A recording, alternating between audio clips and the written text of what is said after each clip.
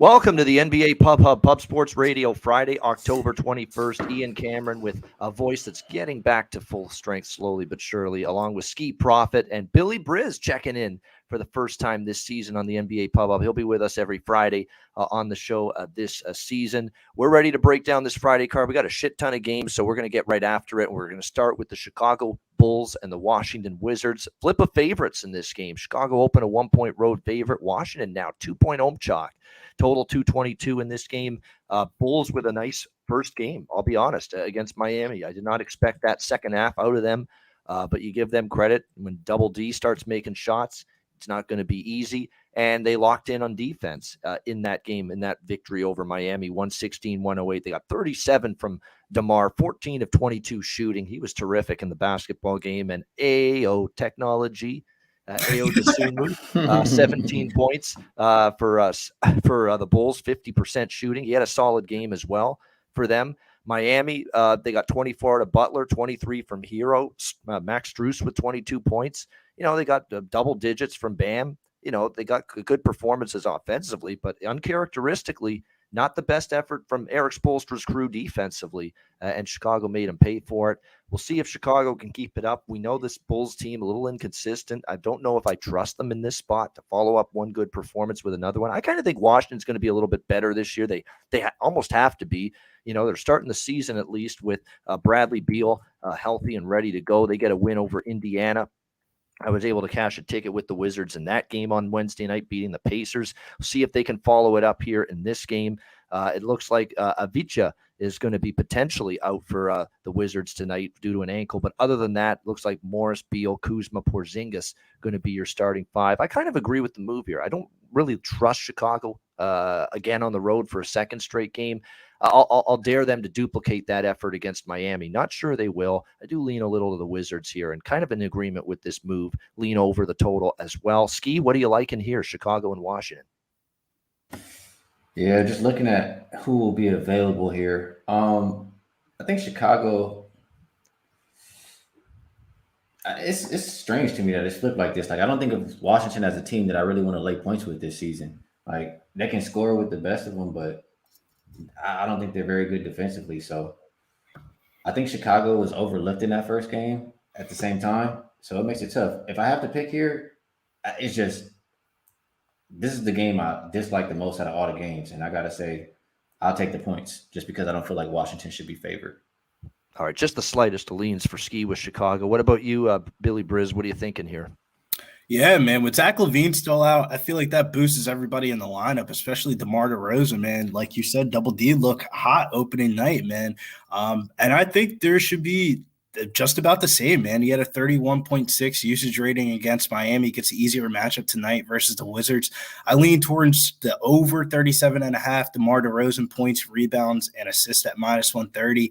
Last year without LaVine, DeRozan went 12 out of 16 games over the 37.5, averaging 43.5 points, rebounds, and assists per game. So the only way I'm looking at this one's DeRozan's PRA. All right, DeRozan PRA. We got San Antonio and Indiana next up now on the Friday slate. We've got the Pacers, 1.5 point home favorites here, 232.5 being the total in this one. I'll let you guys speak about this too when you talk about this game. Was that San Antonio maybe worse than anybody had any reason to think the other night against Charlotte? Because, man, that was rough. That was horrible for the San Antonio Spurs. They weren't playing a world beater in the Charlotte Hornets, who have got off-court issues as well with a couple of their players as well right now. And yet that was San Antonio. No defense whatsoever. They give up 48 of 94 shooting to the Hornets and a 129-102 loss. There really wasn't anything that the Spurs can feel good about in that basketball game. 15 turnovers, -7 rebounding margin. They give up 51% shooting to the Hornets, 45% from three-point range. It was just absolutely dreadful. Terry Rozier goes off in the starting point guard spot, 10 of 19, 24 points for Charlotte in that game. They look awful. They look like a candidate as worst team in the NBA to me. Even after just one game, I'm ready to go that route with San Antonio right now after what I saw the last game. So I don't want San Antonio here. I understand the money's come in on them. I get it. Indiana's a little bit banged up here tonight, including, of course, Miles Turner, who's out. And I remember Skee and I on the show last year talking about this issue. Whenever it happened, whenever it occurred with Miles Turner being out, Indiana defense gets worse and the pace quickens in their games. And we've seen that repeatedly with this Indiana team. Indiana off a 114-107 loss to Washington. That game did stay under. I'm not so sure this one will. Not after what I saw from San Antonio's defense. I think Indiana can score at will in this game. Yeah, I think the likes of Tyrese Halliburton can have a big game. Benedict Mathurin, as his first game as a rookie out of Arizona, Canadian too. Got to point that out. Benedict Mathurin with 19 points off the bench in his debut. Tyrese Halliburton with 26 points. They can score at will against this San Antonio team after the Spurs defense I saw the other night. So I like this game over the total. I agree with the move up there. Skee, what are you thinking here? Spurs, Pacers. Yeah, you already called it out. I mean, just to put numbers to what you're saying, since 2018, it's like 71.3% to the over. It was like 60-something to 20-something when Miles Turner is out of the lineup for the Pacers. And, for the Spurs to get killed like that and to allow damn near 130 points to a Charlotte team who's really in shambles right now is crazy. Like, that just shows you how bad the Spurs are going to be this season. I've heard a couple of times already, like, Spurs have 6 guys who can't even go drink yet. So it's a young team. Really looks like it's like G League type team. Honestly, I don't see it. It's not going to be very many spots where I'm looking to take them. So I think Indiana has a superior talent. I will lean towards them on the side if I have to pick there. And you know who the guy I would pick to play on is Halliburton.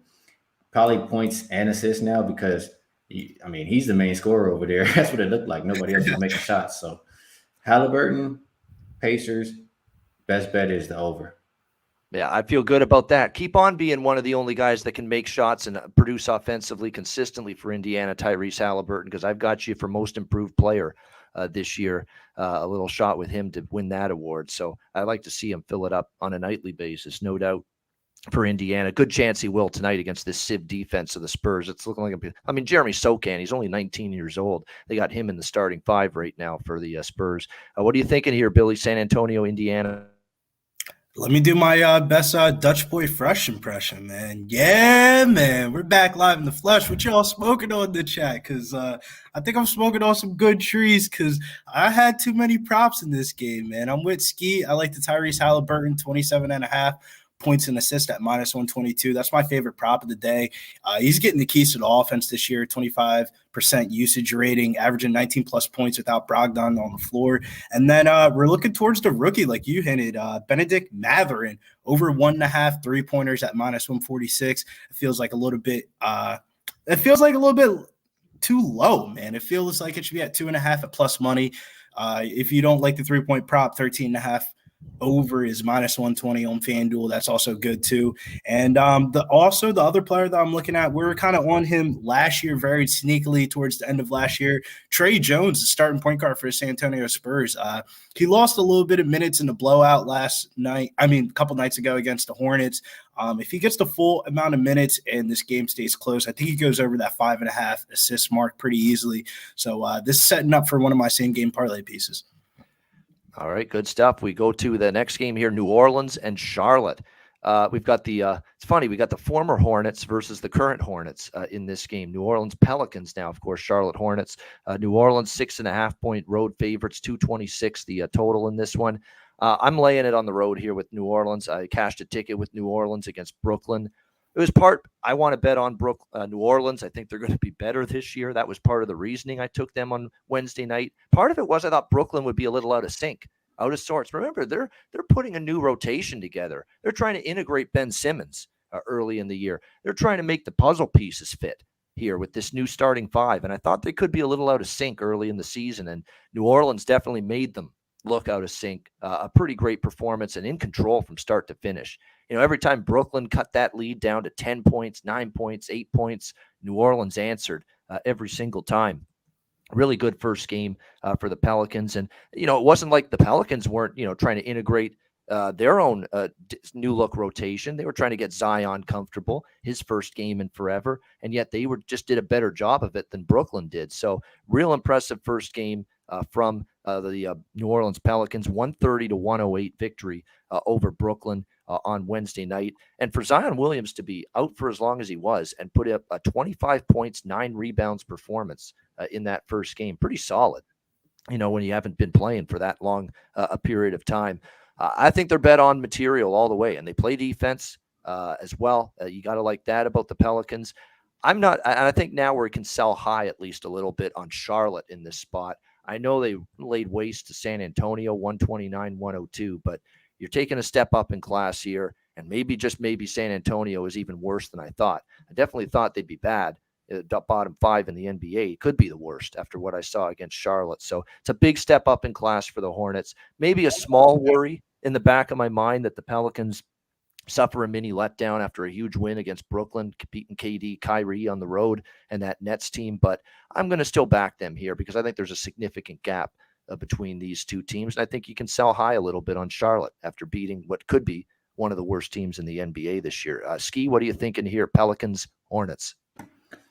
This Pelicans team is really good. I was impressed by what they did in that first game, and I just like the roster in general. It's a lot of guys who can score. They're a really good defensive team as well.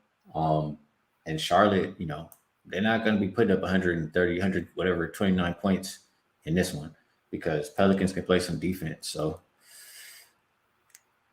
I just look at the roster like Charlotte has too much going on, man. Charlotte has too much going on. The Pelicans playing too good. This has been their role since like March 2021. When they're a favorite of 4 or more, they're 17-8 against the spread. And, you've seen it get steamed up a little bit already. I just think, that just tells me when they're favorites like this is for a reason. And this year especially, this team is better than previous years. They should blow them out by double digits. Road team, too. Good road team, Skee, with New Orleans. 15-7 on the road in their last 22 games, ATS. 15-7 ATS, their last 22 road games, the Pelicans. So they've been good away from home, and those are the teams. You want to see those teams with the track record of playing well when they take the road. That has been New Orleans, and certainly last year it was the case, and now this year they're even better. Billy Briz, what are you thinking here? New Orleans, Charlotte. Yeah, I don't want to sound like everybody else, but I'm looking at the Pelicans trifecta spot here, first quarter, first half, full game. I mean, how can you not, man? The Hornets are going to be one of the worst teams in the league this year. They look good on opening night, but that just shows how bad the Spurs are going to be this year. But, man, Pelicans defense is going to be underrated this year. I feel like the Pelicans are going to come in pretty underrated for the whole entire season. I mean, it depends on if Zion keeps on being on these ESPN top 10 plays and stuff like that. But the Pelicans have covered each of their previous 6 road games versus the Hornets. So I think another one here. But if you're looking to attack this from a prop angle, some player performance doubles that I like on FanDuel. CJ McCollum, 4 threes, Pelicans to win, plus 290, a little bit too high. And sneaky under the radar prop I'm liking this one here is Brandon Ingram to be the top point scorer in this game. I see a clear matchup for Ingram to get to a bucket here. He had 28 points on opening night, kind of went under the radar because of Zion's performance. But if Brandon Ingram keeps on getting the same usage, I think he smashes against this Hornets. I mean, Kelly Oubre is going to guard him.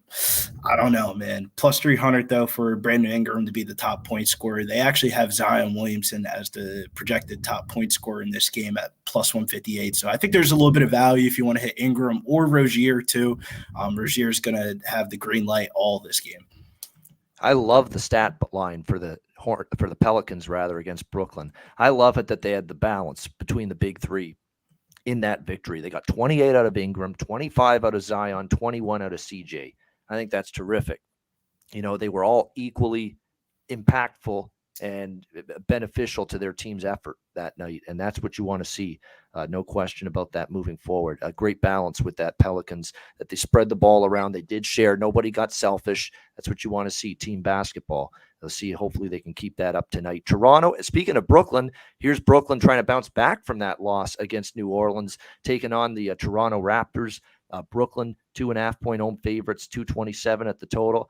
All last year, what do we say? Fade Brooklyn at home, fade Brooklyn at home. What happens this year? First game of the season at home for Brooklyn, lose outright as a favorite. I mean, it just feels like, yeah, here we go again, potentially with the Nets here on the home court, going to struggle again, both straight up in ATS. But it's not just that. I mean, it's like I said, they're trying to get Ben Simmons comfortable now. There's some new pieces to the team. They were also without Joe Harris and Seth, not Steph Curry the other night. They will get Joe Harris back tonight. That is significant. I mean, that gives them another shooter from the perimeter that if you're the Raptors tonight, you're going to have to pay attention to. I thought one of the better games on Wednesday night was Cleveland and Toronto, just entertainment-wise. It was back and forth. It was two teams just battling. It had kind of this both teams really playing like there was a playoff game. You know, they really wanted it badly. It was a great back and forth game, close throughout, tons of lead changes, and the Raptors pull it out late, which is surprising because I thought Cleveland was going to win that game. But give the Raptors credit. Very well coached, of course, under Nick Nurse. I still hate their bench long term. I mean, I don't know who's going to, consistently produce coming off the bench. I mean, they've got Thad Young who can still do some things, but and keep in mind they're starting the year with Boucher and Kem Birch and some others injured. Starting five, we know capable with when Fred VanVleet plays the way he does, and a great night from Siakam. Scotty Barnes was in foul trouble most of the night against Cleveland, still had a good game. OG Anunoby, Gary Trent struggled, and then he got his shot going late in the game. Not going to be an easy game to bounce back for Brooklyn here. And so we'll see. I mean, I got to see Brooklyn win and cover at home before I'm ready to back them laying points. And they might need a few games to iron out the chemistry right now. That's what it looked like to me in game one. So not a strong feel, but a lean here to the Toronto side, lean over the total as well. Brooklyn looks like defensively still got to iron some things out after what we saw against the New Orleans Pelicans the other night. Skee, but by the way, Wham's not on Fridays, but credit to him for Wednesday saying Scotty Barnes to hit a three. He cashed that. Scotty Barnes is shooting a lot more threes. He's worked on his three-point game in the offseason, and he's taken a lot more threes and making them. So that might be a prop worth coming back to throughout the course of the season. Skee, what do you think here, Toronto and Brooklyn? I think Toronto was lucky Darius Garland didn't play the second half of that game, but you're right. Nets still got to figure everything out. They do get Joe Harris back for this one, which should be a nice boost, another shooter. But this Raptors team, they got a lot of length. It's going to bother all these guys from the Nets. And I think I just want to see them put together a good game first before I start betting on Brooklyn. Like, let me see Ben Simmons look good over there. Let me see everything work out one time before I put my money on them. So until then, I got to look towards the Raptors. Yep. Show us a good home game, and then we'll show you our money. I agree with that. It's the same thing I'm thinking with Brooklyn. Billy, what do you think here? Raps Nets. I lean towards the Raptors here. They're 5-0 ATS in their last 5 meetings in Brooklyn. Brooklyn's never a team that you really want to back at chalk, especially at home. But I think the best player in this game, 226 over under. It was at 227.5 earlier today. I like the under on this game. That's Raptors. I feel like you guys are talking about the length of the Raptors combined with the isolation of the Nets, man. It's not like they're really doing a lot of pick and rolls and passing the ball around. It's more of like Kyrie shoot, KD shoot, and those lean towards under games, and that's a pretty high over under. Yeah, it definitely is. And we'll see if you're right. There's a lot of length. There's a lot of good defenders, plus defenders on this Raptors team. Let's see if they make life difficult for KD, Kyrie, returning Joe Harris, and everyone else here for the Brooklyn Nets. All right, Boston, Miami. Next up here, we've got Boston 2-point road favorites, 219. The total's gone up a bit, 216.5 to 219. I really don't have a strong take on this game. It's a pass for me. I was kind of like in Skee's camp with Boston that I don't think they were going to be as good necessarily this year. Now, they surprised me against Philadelphia. They played extremely well. I think they wanted to show, hey, F you to everybody that says, hey, we've got issues. We've got Danilo Gallinari getting hurt already. We've got what's going on with Ime Udoka. We're going to show you guys we're not going to be bothered by it one bit. We're still going to be a damn good basketball team. And they showed it against Philly. They wanted to get that first game for Joe Mazzulla now as well, who's taken over as the head coach. But I've still got to see more from Boston. And I'm sure as hell not rushing to take Miami after what I saw the other night. Kyle Lowry struggled. I mean, he's continuing over what we saw last year from him. Butler was scoring well for them. But again, there's a lot of characteristics of this team that worry me. Turnovers were an issue. I don't think they played good defensively, and that's usually one of the hallmarks of this Miami Heat team. They're going to have to get better at that end of the floor tonight if they're going to beat a team like Boston. So you got Boston off a win against a Philly team that, I should point out, lost again last night in their second game to Milwaukee. So I'd rather bet against these teams, honestly, right now than bet on them. So I'm passing on this game. Skee, what do you think? Celtics, I know you're high, you were high on fading this team, I should say, going against them and thinking they're not going to be quite what some of the other teams in the East will be. It's not one of those situations where we panic about that opinion after one game. You don't want to be prisoner of the moment. What do you think about them moving forward, and specifically tonight, Skee, Boston against Miami? Yeah, they look good in that first game, and for the most part, they look like a team with chemistry and a team that was in shape. From watching the team that they faced in that game, another game, it looks like they got a star player in Embiid who's not in Doc shape. Rivers team was ill prepared for the season. Get the fuck out of here. You got to be shitting me. So I don't know how much, I'm gonna put stock I'm gonna put into that first Celtics win. And then at the same time, I'm not sure, about Miami yet, because to see Chicago whoop on them like that when they're supposed to be a really good defensive team, and Chicago is minus, Zach LaVine and Lonzo Ball, like, that's not an encouraging sign to back the Miami Heat. But at the same time, maybe they were looking ahead to this game because it's a little bit of like playoff revenge type of situation, So with that said, if I have to put my money on one side or the other, I would put it on the team that I think is a little bit more motivated in the Miami Heat at the +2.5. Yeah, it is still Spoelstra and the Heat off a loss at the house, which in theory, that combination of those two things, bad loss at home where they've been pretty good over the years, you'd think Miami's going to play a lot better, but tougher team tonight, Boston. So we'll see if they can handle it. What do you think, Billy? Celtics Heat? Muted. Backwood for me, but I lean towards Boston. Bettors always want to fade the road team in Miami due to the temptations of the city, but the Celtics fared well last year, 6-4 against Boston last year, and 4-1 in Miami last season. But just too much public money on Boston for me, man. 62% of the money's coming in on the spread of Boston, and 79% coming in on the money line here. More times than not, if you're riding with the public, especially in NBA basketball, you're going to get burnt. So backwood for me, let this game play on ESPN, and let the bar feeders be the bar feeders here. All right, next up, Detroit Pistons, New York Knicks at Madison Square Garden. We got the Knicks 7-point home favorites here, 219.5 the total in this game. New York Knicks, boy, cashed a ticket with them. I took them plus the points against Memphis. I was a little concerned with who was out for Memphis. Jaren Jackson, losing Kyle Anderson, Melton, a couple of key pieces from last year's team. Those were all guys that picked up the slack when Ja Morant was out last year. I thought there'd be a little bit of a early season adjustment for Memphis, but they did hang on and they did find a way to win. Got off to a great start, but Knicks battled back in that game, forced overtime, but ultimately fell short, 115 to 112 in that game. They got 6 players in double figures, which was good to see. Cam Reddish, Hartenstein, Evan Fournier, the new Nick, Jalen Brunson, Julius Randle, and RJ Barrett, all getting into double figures. So a nice balanced effort for the New York Knicks. However, and defensively, they didn't play that bad either. Held Memphis below 40% from the field and from three-point range. So it was a pretty solid defensive effort from the New York Knicks in that game. But I think the difference ended up being the rebounding margin. -10 on the glass. Memphis got a lot of second chances, especially in overtime. It's like, man, close the possession.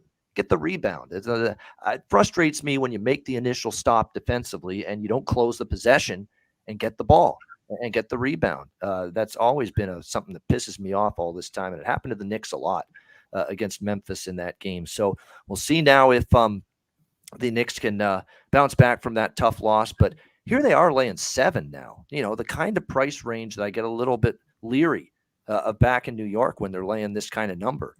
When they're laying bigger points like this. I mean, you look at the Knicks, they're only 3-11 ATS in their last 14 home games. Now, that was all last year, but it goes without saying, this was not a team that we really wanted to lay big points with at home. And if you watch the season preview show and what I said on Wednesday when I took Detroit against Indiana, I said, I like this Detroit team coming into this season. I think they're going to be a pretty an improved team at least. And all I need is 30 wins from them, or it was Orlando, not Indiana. Rather, they beat the other night 113-109. I like their backcourt, Cade Cunningham, Jaden Ivey, quite a bit. Sadiq Bey, was good for them last year. I think he's got a chance to progress even further this year. Bojan Bogdanovic here now, even without Bagley. I think this is too many points. I think this is a Detroit team that's going to be good in the road dog role this year. Remember, down the stretch last year, we started to see Detroit when they became a point spread darling. They were a point spread machine second half of last year. And a lot of times in the road underdog role, they were cashing tickets. So I like Detroit here, getting 7 or better in this game against New York. Skee, what do you think? Pistons, Knicks? I would agree with you. It's just I look at.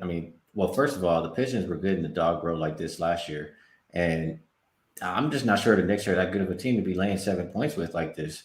So just for that, and they played an overtime game too, right?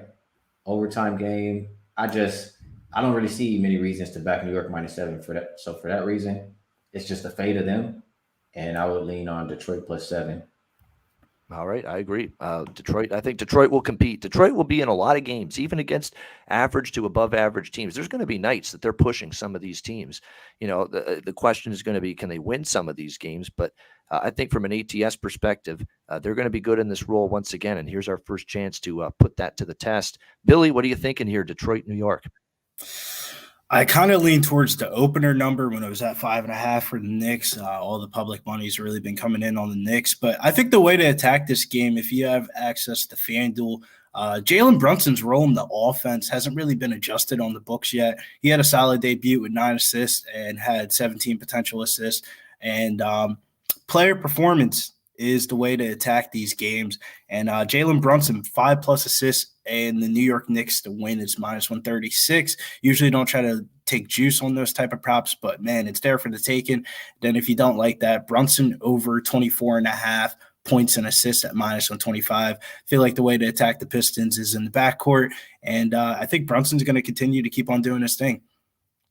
Yeah, it's Brunson's a good pickup, and that's definitely going to help the offensive. It takes pressure off R.J. Barrett, takes pressure off Julius Randle as well, and that's significant for New York as well. But again, maybe they're ready to handle 7-point favorite point spread roles. Last year, they were not able to handle these roles, especially at home. So see how they fare tonight, laying big points for the first time this season. Orlando, Atlanta. Next up, Atlanta, 9-point home favorites, 225.5 the total in this game. So best bet fell short on Wednesday's show, which for me was Houston, Atlanta over the total. And a big reason why is Atlanta's defense was pretty good in that game, and especially in the fourth quarter. I mean, they pulled away from the Rockets in that game.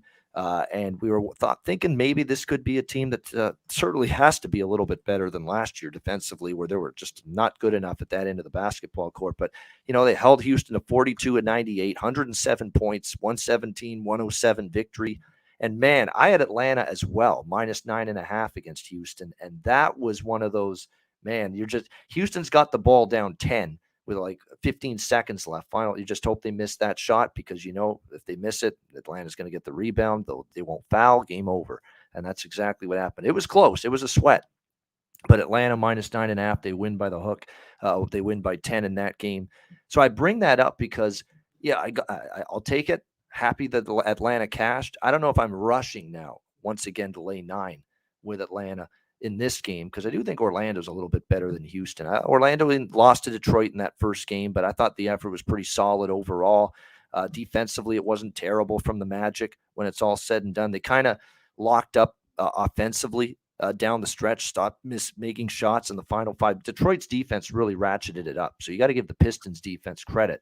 But it was a great debut for Paolo Banchero, and his prop interests me because he was really able to impose his will on the game. 11 of 18, 27 points, 9 rebounds, just one shy of a double-double for Banchero in his NBA debut the other night against Detroit. See if he can carry that over here against the Atlanta Hawks. But maybe a prop with him, points and rebounds, kind of interesting, or just do the double-double, take a shot. that he can maybe hit that tonight against Atlanta. I don't want to go against Atlanta at home. You know that, especially when they're facing, inferior teams like this. But I don't know if I'm going to rush to lay the 9 like I did the other night. So lean Atlanta, but I'm probably not going to get there this time. Skee, what do you think? Magic, Hawks. Yeah, I'm just gonna repeat this for the time because you guys know how I cap recent performance, all that good stuff. Like I don't have all of the stats that I like to use right now, so I'm just kind of freestyling with kind of how I feel and think and what we've seen from one game. And at this point, I feel like you covered it pretty good, Ian. I bet the Hawks in game one. My game plan was to come into the season and bet the Hawks. I think the first 5 games or so, I thought they had a really easy schedule. But like you said, Orlando is better than Houston. Houston last year in the road dog role lost by an average of a little bit over 12 points per game. The Magic is more like 8 points per game. And I feel like, they have a little bit more talent with this top guy that they just got. So I have to look at him another game, and I wouldn't feel as comfortable with Atlanta -9 in my pocket today. They're betting this thing over like it's Atlanta's defense of last year. What if that was a sign of things to come, the way they defended against Houston the other night? Might make me think this game could actually stay under the total. We'll see with the Magic and the Hawks tonight. Billy, what are you thinking here? Orlando in the ATL. Yeah, man. I just feel like the Magic, just too many games in too many days, man. They got 3 games across the next 4 days. Not a good scheduling spot for them. But like you said, Paolo Pinchero, that man's legit, dude. 27 opening night with 18 shots, 0 3-point attempts, 31% usage rating. He's the alpha there. If this game didn't have blowout concerns, the over 16.5 would be a good look, but this could blow out. But I think the way to attack this game, if you're going to hit somebody, Atlanta Hawks center, Clint Capella, he should get more minutes versus his front court. He had averaged 12 rebounds versus Orlando last year. His rebound prop is currently at 9.5 at -142. Some good plus money for Clint Capella and the Hawks to win. That's at +210. And Clint Capella double-doubles at +230. Both of them a little bit too high. Good matchup here for Capella. All right, good matchup for Capella down low here for Atlanta in this one, says Billy. All right, Memphis, Houston. Memphis 7-point road favorites, 232.5 the total in this game. Memphis money coming in, and people not fully buying into Houston, hanging around for a long time against Atlanta. There was a time that game was tied in the third quarter, Rockets and the Hawks the other night. So I guess we have to give Houston a little bit of credit. They're still terrible defensively, 45 of 90 that they gave up shooting to Atlanta, 50% from the field were the Atlanta Hawks in that game. So it still was kind of the same rough Houston defensive effort that we saw so often last year. They did get 21 from KPJ. Jalen Green, 16 points. Jabari Smith, 17 points. Eric Gordon, 11 points as well for the Houston Rockets in that game. I don't really have a strong feel on this side or total. I'm not rushing to lay 7 with Memphis. I'm not interested in Houston. So I guess by default, I lean Memphis, but I'm not rushing to lay 7 with Memphis. They were in a battle from start to finish against the Knicks. Keep in mind, there's no Jaren Jackson to start the year. And I think there's an adjustment losing guys like Kyle Anderson, DeAnthony Melton, players that stepped up in the absence of Ja Morant last year for this Memphis team, that I'm not totally, and I didn't love their defensive effort against the Knicks, letting them back into the game. So I'm pumping the brakes personally on laying 7 here with Memphis on the road. I do like the over. I agree with that move up in the total here. I think Grizz Rockets will go over the total, but nothing for me on the side here when it comes to Memphis and Houston. Skee, what are you thinking here? Grizz and Rockets. They're saying in the chat, Skee's focus. I'm gonna give a quick shout out to our one of our first 2 members on there, Sharpie. I did see him go in the chat earlier and put a comment. And I said on Twitter not too long ago, I've been wrecking my brain with this baseball game. I've been going back and forth. And he put the first 5 under. And I was just looking up a couple more stats on it right now. That's why it seems like I was focused. So shout out to Sharpie. I respect his opinion a lot, so that's why I wanted to go look back at it. For his Memphis game versus Houston, Houston is not a good defensive team. They don't have a lot of rim protection, and just like points are going to be scored against them. In Memphis, they're going to play up tempo. They are missing a lot of guys, but they should feast in the paint. That's a team that lives in the paint. Ja Morant, you know where he wants to go. So if I'm playing this one, I would look towards Ja Morant, maybe on his points prop. I would look towards. I mean, last year, and Grizzlies are like fast starters. Last year, they were getting like 30 points in the first quarter, above 60 in the first half.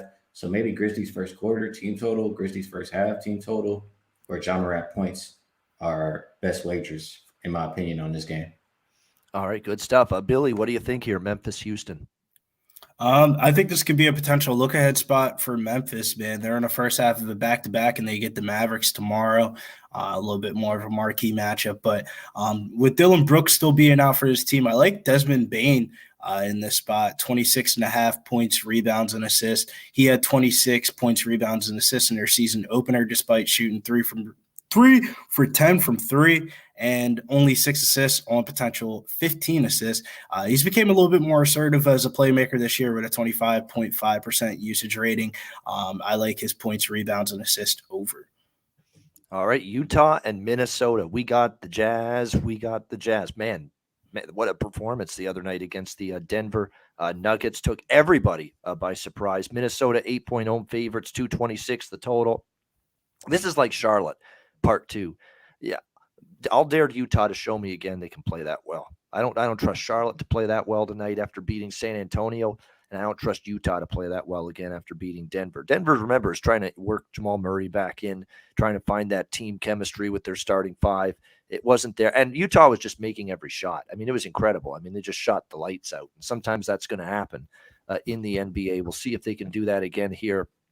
They're a team we don't think is going to be great defensively, Utah. Will Hardy's got them playing up tempo a little bit. So, you look at this Jazz team, I think it's going to be a team that's going to still give up points. I'm looking more toward maybe a Minnesota team total here, 117. I don't really want to trust Utah as much offensively in terms of the full game over. Minnesota burned me the other night, though. Same shit with them. Really, I mean, the first game that got me pissed off already. You keep letting teams back into these games. I mean, you did this all of last year. I mean, you're up comfortably at halftime against a bad Oklahoma City team. The one guy you got to watch out for is my guy from Hamilton, my town here, Shai Gilgeous-Alexander, and you can't figure out how to defend him and guard him for 48 minutes. Allows OKC to hang in the game. The same shit, we saw last year. And Finch has to nip this in the bud. You can't just have these lapses. You can't just let teams back into basketball games. And they almost paid the price for it. OKC was right there late fourth quarter.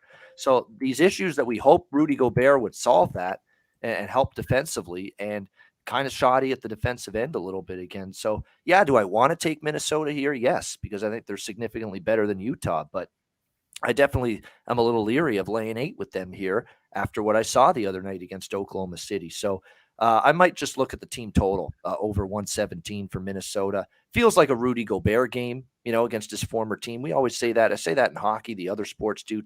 When a player plays his former team for the first time, wants to make an impact, wants to have a good game, so you can maybe get in on some Rudy props tonight, rebounds, points, maybe a little bit of both here in this game tonight. You'd expect he'd want to show out here tonight against his former mates, the Utah Jazz. What are you thinking, Skee? To me, again, it looked like a lot of the Minnesota problems we saw last year. Not closing defensively, letting teams back into games, blowing leads. It was an issue last year. I thought maybe they'd solve it in this season, and in game 1 it happens again. We'll see if they can fix that moving forward. But what do you think here, Skee? Utah, Minnesota? I think the Jazz were overlooked in that first game. That's what I think. I don't think they're that good. I know Colin Sexton is talking about them embracing this underdog role. Or my bad. But I don't think the Jazz are just good. If I got to play this one, which I did play, there's a few ways I would look at it. And it's going to be Rudy Gobert. Obviously, you have to play on him versus his old team. If you're looking at a player prop, whether it's his rebounds or his points, I like the way, the big man thing him and Cat have had going on with the lobs, etc. Look like maybe he could be more of an offensive force on this Minnesota team. Other than that, everything you said, Ian, is just why you got to get in and get out with this game. I think they'll want to, make sure he has a good showing, make sure they have a successful trip in Rudy Gobert's first one against Utah. But I don't trust them for the entire game. They, like you said, they let people hang around. So I'm gonna get in and get out with the first half -4.5. I knew right away that I said I'm in trouble with this bet because I took Minnesota minus what was it, 9.5, -10, and they were up. It was a good margin they had at halftime. They were up 65-52. They were up by 13, and then I saw that third quarter start. I'm like, OKC's coming right back into this game, and they ended up plus 13 in the third quarter. OKC 35-22. I'm like, this is in trouble right now, and sure enough, then they were in a battle the rest of the game. Maybe you fade Minnesota in the third quarter tonight if they get off to another hot start. You take Utah third quarter. Maybe it's at least something you consider until you see this team play a full 48 minutes of basketball. Billy, what are you thinking here? Jazz and Wolves. I'm thinking shouts to the chat, man. We got Mo Money, That's So Sweaty Butcher, Connor Mack, and Sharpie. They all have joined the Pub Sports Radio member perks channel. $4.99 a month gets you loyalty badges next to your name in the comment and live chat section, photos, status, and updates, member shout outs, and priority reply to comments. So if you want to join the community and show us a little bit more love, $4.99 a month under the community section under the channel. But back to the game here. To be honest with you, I feel like the thing that stood out to me the most was how bad Anthony Edwards played night one. He went 4 for 17, 1 for 7 from 3. Everybody thinks this is going to be a Gobert spot, but I think it's going to be Anthony Edwards spot. It looks like they have nobody really to guard him too much here. And his over-under tonight is 21.5 points. I think he goes over that pretty easily. And player performance, if you're looking for player performances to get some more plus money, Anthony Edwards, 25 plus points in Minnesota to win is plus 200. So make a -350 favorite into some plus money, back Anthony Edwards, or you could take the Rudy Gobert route and take his double-double in Minnesota to win at -146. Different ways to attack this game. All right, next up, Denver and Golden State. Golden State 5-point home favorites, 229.5 the total in this game. I'm already got that bad feeling that I'm going to return home tonight. And when's this game start? 10 p.m. Eastern. I'm going to return home at 12:30 a.m. Eastern. And as someone that's taking Denver in this game, and I'm scared as hell that I'm going to come back up Golden State double-digit win. Because I know they're good at home. We know this is still a team that when they're right, things are good, but I think this is the ultimate. I don't think I'm not ready to throw Denver in the garbage dump after one horrendous game again, and it was horrendous, no question about that against Utah. But as Skee just said, maybe they were more interested in tonight, playing Golden State, team that knocked them out in 5 games last year in the playoffs. And keep in mind, when Golden State beat them in the playoffs last year, there was no Jamal Murray, there was no Michael Porter Jr. You didn't have to defend those 2 positions like you're going to have to tonight. So it's going to be a little bit more of a challenge here for the Golden State tonight. Golden State, obviously, we saw what they did on opening night against the Lakers, ring night, ceremony night, banner night for the championship title from last year. And there was no going through the motions for Golden State. They took care of business, won and covered with ease. Capable of doing that again. I like this Golden State team quite a bit. But I think Denver is in a nice little buy low situation here tonight, entering this game against everybody remembers them looking absolutely god-awful against Utah. Now, there is some question that Jamal Murray, due to a left knee, either managing his left knee, it's just the way it's going to be, but I can't possibly imagine he's not going to play in this game. He'll be in there for the Denver Nuggets. So I think it's buy low time on Denver here, and they can be competitive, close game. For the full 48 minutes. So Denver plus the points. I'm going to take my chance with them here in this game. I still think this is a Western Conference contender. One really bad game against what we think is a pretty bad team isn't going to change my mind. I need to see more. What do you think here, Skee? Denver, Golden State? You think this team can repeat? I know that. Absolutely. I think, Golden State could be, better than they were last year for sure. Just taking it back a little bit to, we talked about a couple of these teams. We talked about Miami, and they're kind of in that revenge spot as well. But the difference between them and this one, like Boston, everybody seemed like they was in shape and they ready. And for the Golden State side, you have Kerr saying, and everybody played Jaylen Brown, Tatum, they played like 38 minutes. The Warriors side, Kerr already told you the first couple of weeks, it's going to be, you got to ramp up to start getting these guys 30 plus minutes. And the only person who played 30 minutes was Steph. So with that, and you already mentioned the playoff revenge. I'll say like this. Here's the stat I have. Road dogs in playoff revenge during the first 10 games of the season, they're 40-23 against the spread, 63.5%. That is Denver +5 tonight. And they got embarrassed. I know they won one game, but honestly, it was like a sweep. They were getting whooped on. They was getting cursed out by their coach. This is a game that I know Denver has had circled. And we'll see if they get Jamal Murray or not. But even if they don't, I feel like Joker has a lot more help this go around than he did the last time they played. So, and he's also a matchup problem for the Warriors. So I'm on the Nuggets plus the 5 points in this one.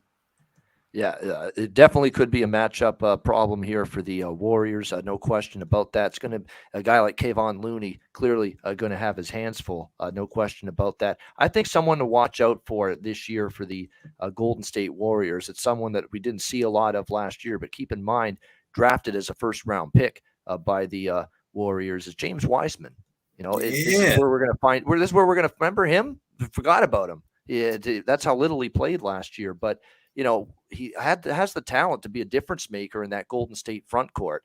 Well, now if he's going to get significant minutes tonight, this is going to be a good challenge for him dealing with the Joker down low. So we're going to see a little bit of what James Wiseman is all about in a game like this. What do you think here, Billy, Denver, Golden State?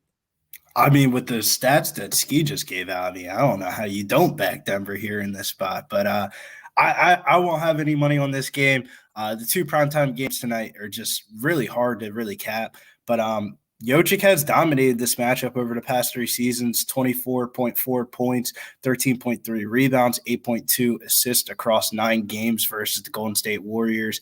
His triple-double prop tonight's at +390. A little bit early in the season to be playing triple-double props, but if there was one to bet tonight, it would be Nikola Jokic. Good stuff. Final game now this Friday slate. Oh, go ahead, Skee. Now, there was one more comment. Sweaty Butcher, it popped up on the screen. He said Warriors at home last season were 32-19-2. Yeah, we already. I preach that all the time. You when the Warriors at home, you usually bet with them or stay away. But this is one of the very few games all season where I just think one team is a lot more motivated than the other. That's all. But I agree with that stat. Yeah, and someone also said in the chat that to relax after ceremony night. It's not only that it was ceremony night, they got the rings, raised the banner, they got the big win too against LeBron, Russell, AD, and the Lakers. So you could get now them. This is where they go. This I know my old pal Teddy Covers does that a lot. The old exhale. So I think you might get that here from Golden State tonight in this game. All right, Phoenix and Portland. Next up here, we got Phoenix, 5-point road favorites here, 223.5 the total in this game. Portland, good first win for them in Sacramento the other night, 115-108. Keep in mind with this Portland team, a lot of these players got significant playing time because of all the injuries last year. We found out Anthony Simons is probably a good player for them. They got Dame Dollar, Dame Time, Damian Lillard back now, healthy to start the year. They don't even have Gary Payton yet, who's going to obviously help them at the defensive end of the court. Portland could be a little bit better, and I like the way they played against Sacramento, but am I ready to trust them tonight against the Suns? I don't know if they're ready for this caliber of an opponent just yet, but at the same time, Phoenix, it's not a Phoenix spot. Phoenix just roared back from the dead the other night to beat the Dallas Mavericks 107-105 in a game that had to feel damn good after the way Dallas just dismissed them in the playoffs last year. That had to be an amazing feeling for the Suns coming back and stealing that game, stealing victory from the jaws of defeat against the Mavs 107-105, a 31-24. In fact, for second half, they outscored Dallas 62-43. So it was a much better second half after a bad start for the Phoenix Suns. Booker, Cameron Johnson, Mikal Bridges, DeAndre Ayton, all with double figures. Damian Lee off the bench as well. Contributed 11 points for the Suns. Defense tightened up, and there is still a big gap defensively, probably when you think about it between these two teams. So it's a tricky one here for me. I mean, it's not a Phoenix spot. It's not a spot I love laying the 5.5 with them. And I was moderately impressed by Portland in their first game, but I don't trust the Blazers enough yet to say, hey, they can hang with one of the better teams in the Western Conference. So pass for me when it comes to this game. What do you think, Skee? Suns and Blazers? If this might have been the first game, I might have been looking a little bit more towards the Blazers. But I got a couple question marks on the Suns just because when they came back in that game, well, for one, all the issues, we know all the issues they had going on. But to see them, make that comeback effort, and first of all, they did it by taking Chris Paul out and playing some of these other guys. Like, if you're going to do that, that's going to result in more points, in my opinion. And also, it's just like, is the camaraderie going to come back now? Is everybody going to be like all back together and we'll see the Phoenix Suns like last year? So I'm not sure if that's the case yet. So for that reason, I can't really get on Portland confidently. It's a sit and watch game. But if I have to bet it, I probably would look towards the total. The things I said about maybe, if we see less of Chris Paul. And that could have just been because Dallas knows how to game plan against Chris Paul or anything like that. I don't even know. So, like I said, it's early in the season. If I have to play, I might just pick over because I trust Portland to score. And I don't really think Portland is that great defensively. Yeah, and a couple key cogs out, too, for Phoenix. Shamet and Crowder expected to miss this game for Phoenix tonight. And you're right about Chris Paul. Your CP3, 100%. When he's on the court, he's walking that ball up the court. He's slowing it down. They're playing in the half court and just, working the ball around, working the shot clock. When he's off the court, there's more pace in that Suns attack when they have the basketball. So I think there is a correlation. CP3 not playing as much, push the pace more. Good defensively as well, of course, CP3, so you lose some defense as well when he's not on the court. So, yeah, probably more points with him off the court, less points and a slower pace with him on the court for Phoenix. What do you think here, Billy? Phoenix, Portland?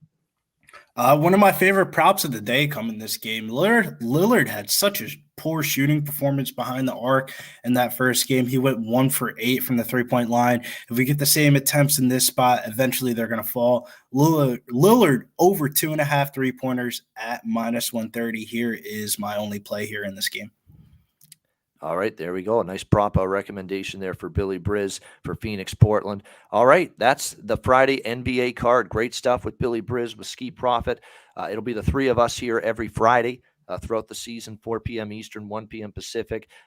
226 live viewers in the chat. We need to shout out some people: John Roy, Bryce Westfall, Ray Charles, Sweaty Butcher. It's always great contributions. Bill McDonald, The Gas Report, Slow Jams, Arsenault, Lit Picks, Steph Brosco, Alex Gagnon, Markel, Degent Woodworker, everybody, Kenny V, Johnny K, everybody in the chat, T-Mac, Connor Mack, who I'll be with for the college football show, the man that runs the show, Jeff Slaughter, Jess J, Rance, everybody.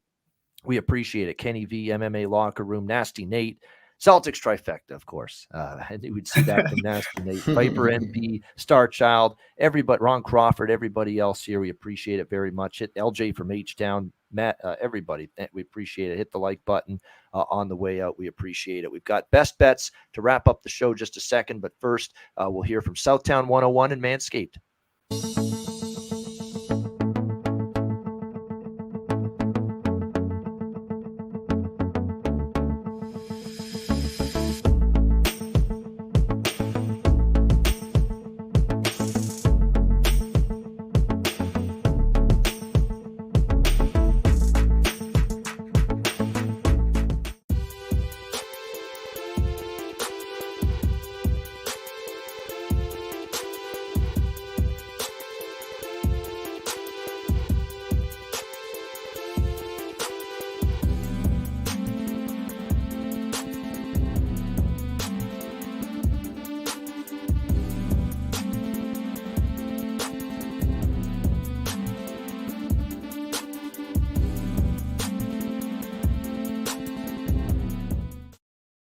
All right, Southtown 101. When you're in San Antonio, Texas, stop in. Great food, drinks, live music, DJs, karaoke at Southtown 101. Manscaped promo code PubSports, 20% off your purchase, Lawnmower 4.0 or any Manscaped product using promo code PubSports. All right, great show. End of the week. Best bets to wrap things up. We will start with Billy Briz. We'll start with you. What do you like for best bet? Yeah, best bet here. Hate to steal my man Skee's boy here, but I'm gonna have to go with Tyrese Halliburton over 27.5 points and assists -122. He graded out as my top play for tonight's slate, so I got to put some money on him. There you go. Tyrese Halliburton to get the job done over points and assists for Billy Briz. Best bet. All right, Skee, Friday best bet. What do you like? I gotta go. If it ain't broke, don't fix it. Pacers without Miles Turner, they are 62-25 to the over since 2018. That's 71.3%. We're going up and over. Best number you can get right now is 232. All right, there we go. Up and over the total, 232. San Antonio, Indiana. Best bet for Skee Profit. Best bet for me for this Friday slate. Tough choice, but I'm going to rock with the New Orleans Hornets -6.5 against Charlotte. I like that. I like this team. I'm mad that I didn't use them as best bet on Wednesday night. What was that, Skee? You mean the Pelicans? Pelicans, yeah. Pelicans. Did I say Hornets? Yeah. New Orleans. It's the former Hornets. New Orleans Hornets years ago. All right, the current Pelicans, the former Hornets versus the current Hornets. There we go. Yes, New Orleans Pelicans. 6.5 against Charlotte. I think they wiped the floor with Charlotte. I don't think Charlotte's that good. They just faced a San Antonio team that's dreadful. Might even be worse. So I think New Orleans is a bet on team all the way right now. We'll lay the 6.5 with the New Orleans Pelicans, the Pelicanos, against the Charlotte Hornets for my best bet here for this Friday card. And that'll wrap things up. A reminder, we're here Monday to Friday, 4 p.m. Eastern. Monday, it'll be the original 4 of the NBA Pub Up. Me, Dutch, Skee, and Wham.